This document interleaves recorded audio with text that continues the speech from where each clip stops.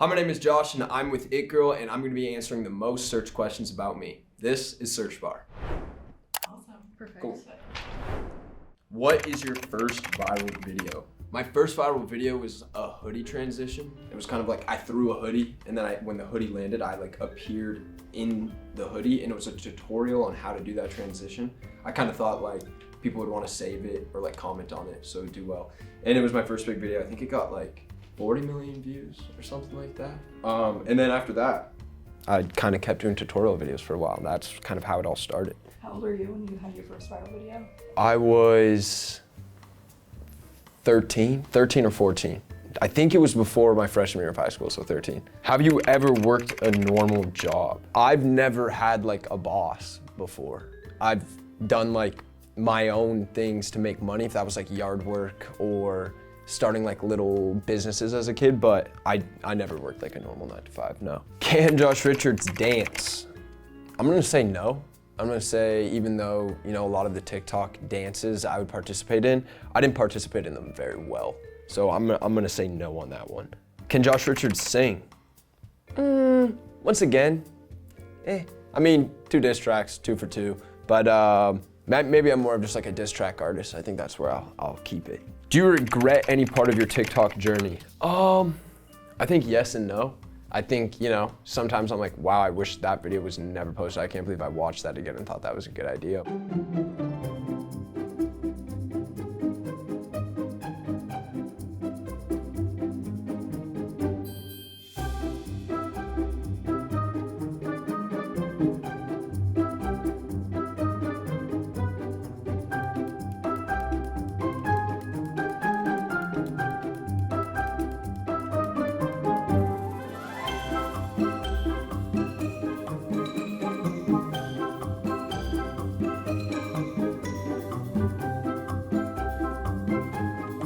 But at the same time, it's why I'm here. So I would lean more no than yes. Of TikTok.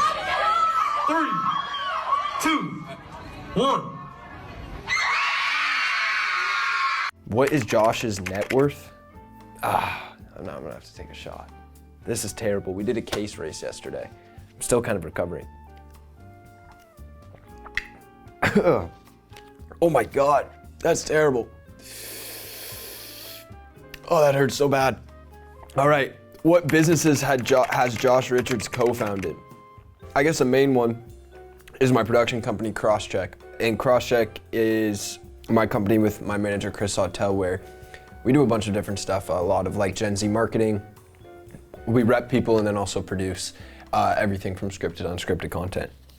Oh my gosh, I still can feel that shot. It's like going down my throat still. God. All right, what is Josh Richards' connection to the NHL? Right now, nothing other than just being a fan. But at one point, I was like their Gen Z spokesperson, I guess you could say. That didn't last very long. A lot of the old white guys in the NHL weren't very happy about a TikToker coming on and advising. So I think that only lasted probably like 6 months, and then that was about it. How did you find out Dave was leaving BFFs? He texted me and Brianna group chat.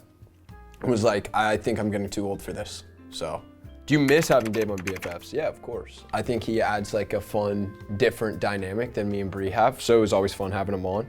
And he still pops in every once in a while. Like we had him when we did the Bet Gala. So hopefully he keeps making those guest appearances. What is your plan to get views back to BFFs?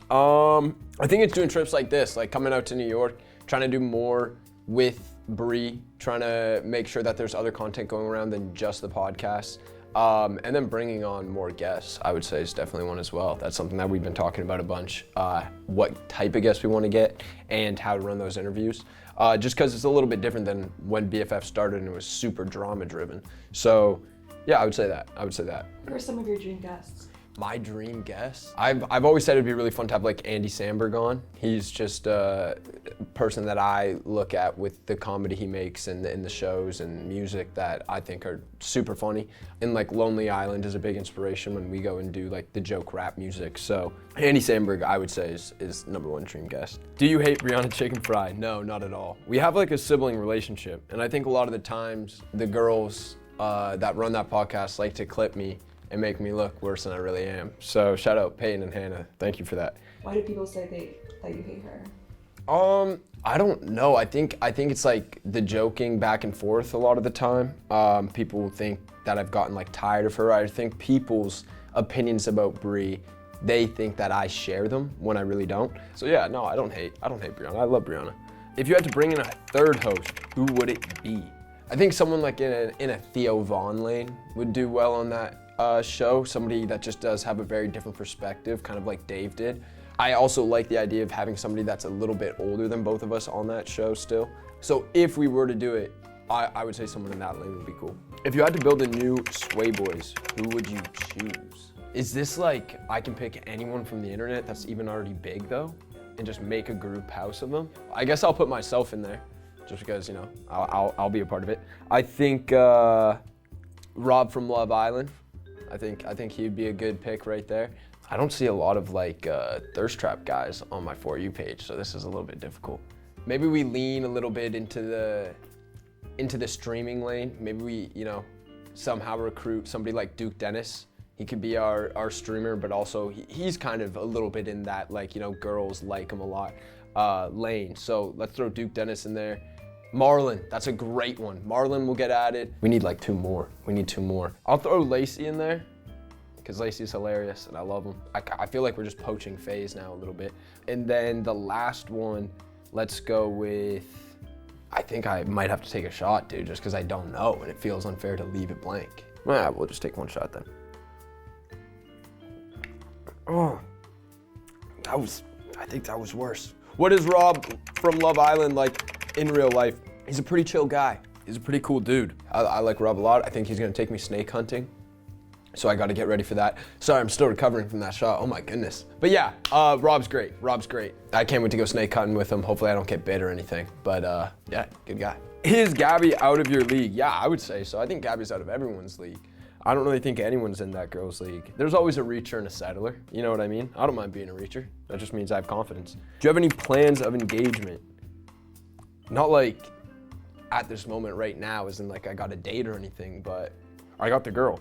What advice would you give to people starting out on TikTok? Two things. I mean, one, you want to find a niche. You want to find like something where you're building like a strong community, because community is stronger than like a large number of followings. And brands are starting to look at that more and more, especially when they're inviting people out to trips, or, you know, when they want to get a good ROI on their investment into you. So build a community, start there, and it will grow.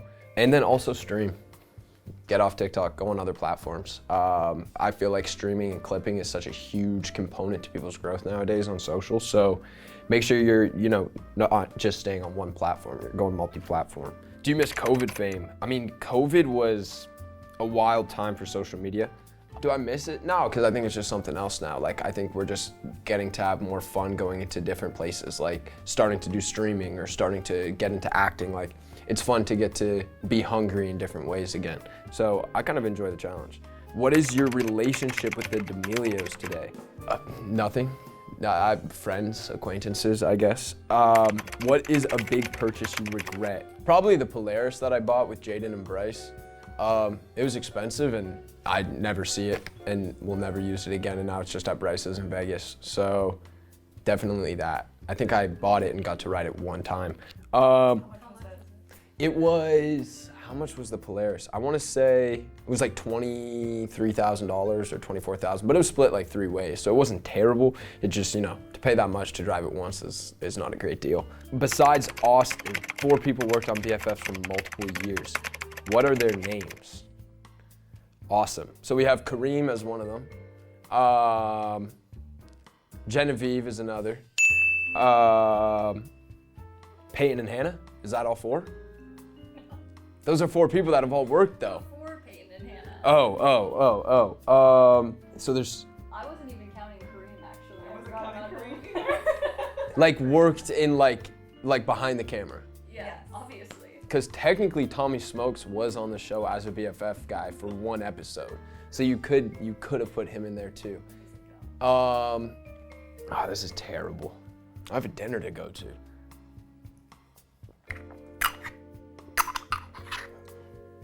I think they're getting worse. Will there be a season 2 of your sketch show? Yeah, we're filming it right now. We're like halfway through the filming, so it'll come out in September, October. Read the room. Be ready for that. What would you do if TikTok shut down for real? Probably play a lot more golf, which would be awesome.